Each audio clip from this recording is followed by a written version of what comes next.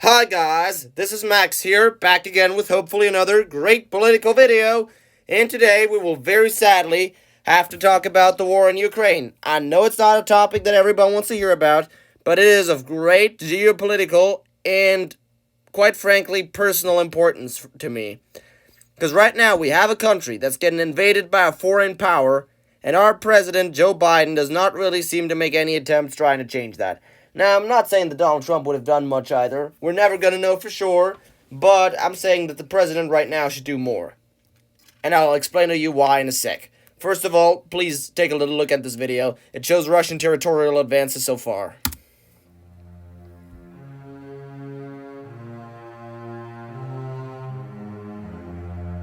Now, here in blue you can see not what Ukraine officially looks like, because Crimea has been annexed by Russia, and there are some Russian separatist force-controlled regions in the east. So that's what the Ukrainian government controlled at the time of the invasion.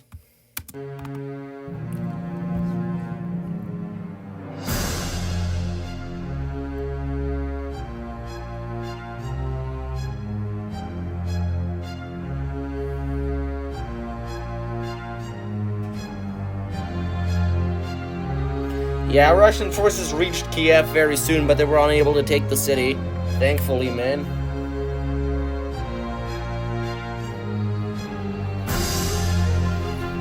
Russia is also conducting offensives from the north, from Belarus, because they have troops stationed there.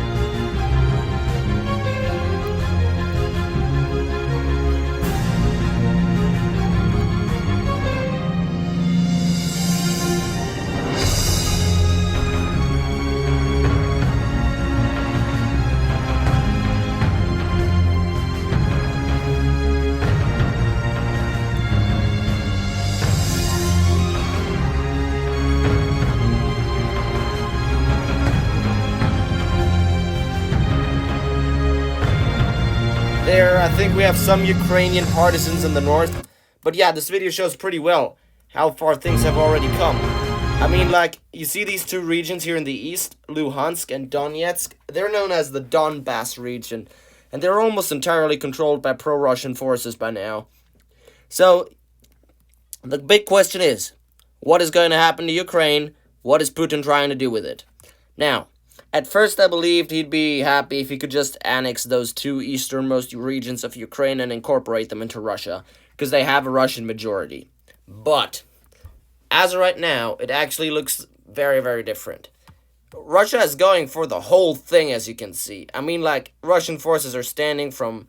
They're at the gates of Kiev, they're at the gates of Mykolaiv, they're at the gates of whatever that is. Like, Putin is going for all of Ukraine. And it is yet open to decide whether he wants to set up another puppet government like he did in Belarus with the dictator there, Lukashenko, who's basically just the extended arm of Putin, or whether he's actually trying to annex Ukraine, to annex Belarus, and to probably also annex parts of Moldova that are majority ethnically Russian. So, we do not know for sure what Putin's ultimate goal is, but we do know for sure he's going for all of Ukraine.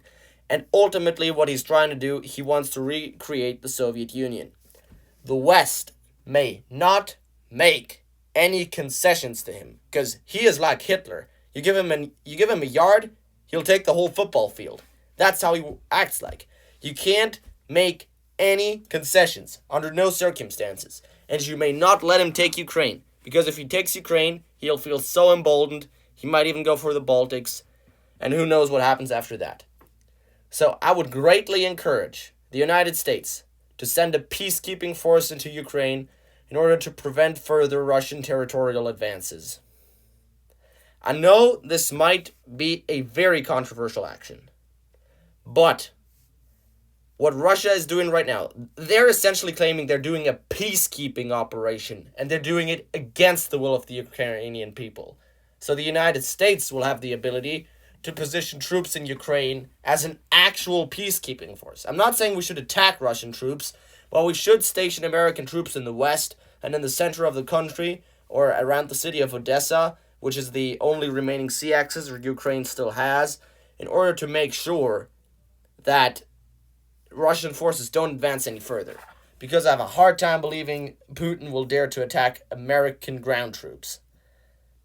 And if we stand up for Ukraine, we can still save it. It says it in the Ukrainian national anthem. Ukraine is not lost yet. Because Ukraine isn't lost yet. But if we don't take action soon, it will be lost very soon. I mean, that is basically what I'm trying to say. At the end of this video, one more quick shout out to Gabe, a very good friend of mine. He's been very helpful creating this video. And he's considering joining the Air Force, and he would have no issues fighting for rights and freedom all over the world. Big shout out to him. I mean, that's the type of people that we need. The bottom line of this video, though, is Ukraine must be saved. And I think we have a certain responsibility as the strongest military superpower in the world to actually get it done and help the people of Ukraine get back on their feet. Thank you for listening. Have a good day, and hope to see you next video. Good night.